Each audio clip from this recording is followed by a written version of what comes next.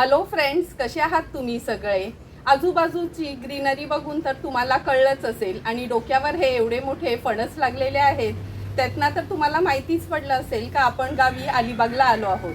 अलिबागला आल्यावर नेहमीच काहीतरी मी ऑथेंटिक पद्धतीचं जेवण बनवत असते.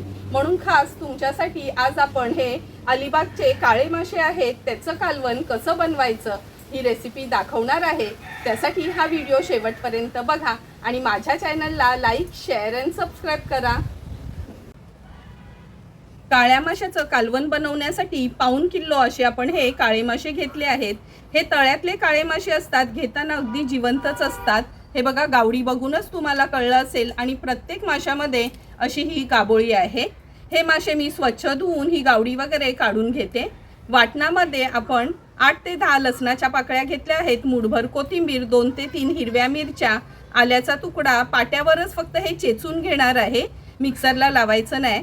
चमचाभर चिंच पाण्यात भिजत ठेवली आहे, अर्धा चमचा हळद, 3 चमचे आपला हा घरचा आगरी कोळी रश्मीज रसोईचा स्पेशल मसाला, 2 चमचे तेल आणि चवीप्रमाणे मीठ यूज करणार आहोत.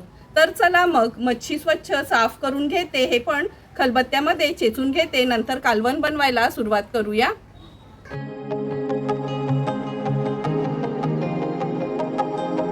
हे बघा, मच्छी पण आपण साफ करून घेतली आहे आणि खलबत्त्यातच ही वाटण आपण वाटून घेतलं आहे.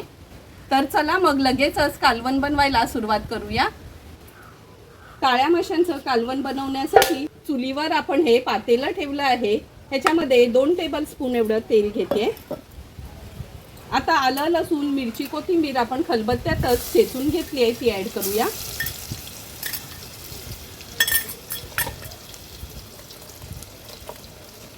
या वाटणामध्येच अर्धा चमचा हळद घालते.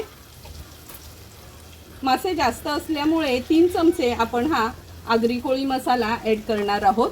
तुम्हाला पण जर रश्मीज रसोईचा हा आगरी कोळी मसाल्याची ऑर्डर द्यायची असेल तर नक्की मला कमेंट करून सांगा, घरपोच तुम्हाला हे मसाले अवेलेबल होतील.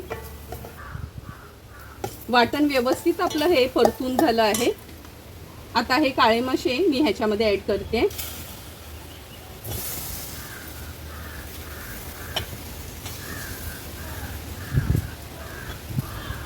प्रत्येक माशामध्ये ही बघा अशी छानशी गाभोळी होती. मासे ह्या मसाल्यामध्ये परतून घ्यायचे आहेत आपल्याला, कारण का एकदा मासे आपले शिजले गेले ना का खूप त्याला पळी लावायची नाही, नाहीतर मग ते तुटले जातात.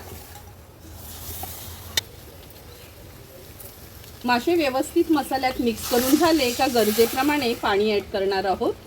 मी जवळपास 2 ग्लास एवढं पाणी ॲड केलं आहे. व्यवस्थित कालवण हे मिक्स करून घेते. आता आपण कालवणात ही चिंचेचा कोळ जो तयार केलेला तो ॲड करूया. नंतर चवीप्रमाणे मीठ ॲड करते.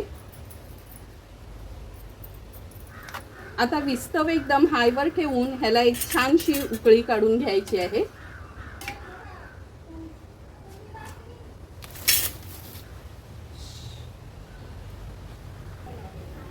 हे बघा, आपल्या काळ्या माशाच्या कालवणाला छान उकळी आली आहे.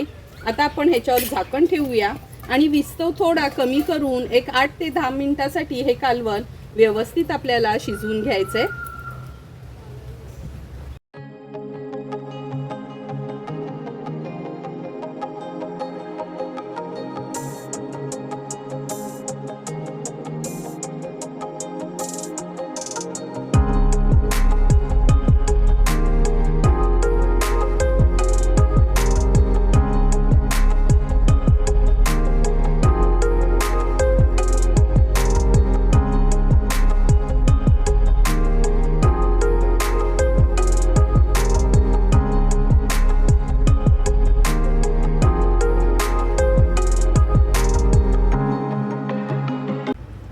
ते 10 मिनिटं झाले, झाकण काढून बघूया. हे बघा, बघूनच तुम्हाला कळेल आपलं हे काळ्या माशाचं बिना खोबऱ्याच्या वाटणाचं कालवण तयार झालं आहे.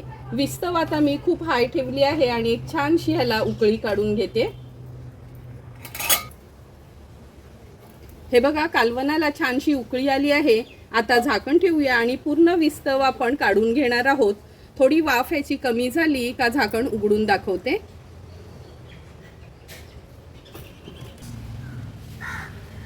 2 ते 3 मिनिटं झालेत, झाकण काढून बघूया.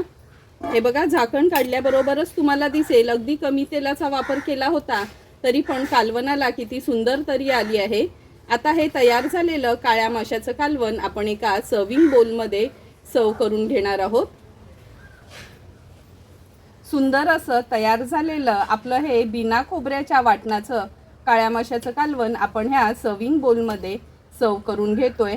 तुम्ही बघितलं असेल कालवणाची पण कन्सिस्टन्सी अगदी परफेक्ट अशी झाली आहे. हे कालवण तुम्ही चपाती, भाकरी किंवा भातासोबत पण खाऊ शकता. जर अलिबागला तुम्ही आलात ना तर नक्की एकदा तरी हा लोकल फिश तुम्ही खाऊन बघा. आणि जर तुम्हाला ह्या कालवणाची मी बनवलेली रेसिपी आवडली असेल तर नक्की माझ्या चॅनलला तुम्ही लाईक, शेअर अँड सबस्क्राईब करा. Thank you for watching my video.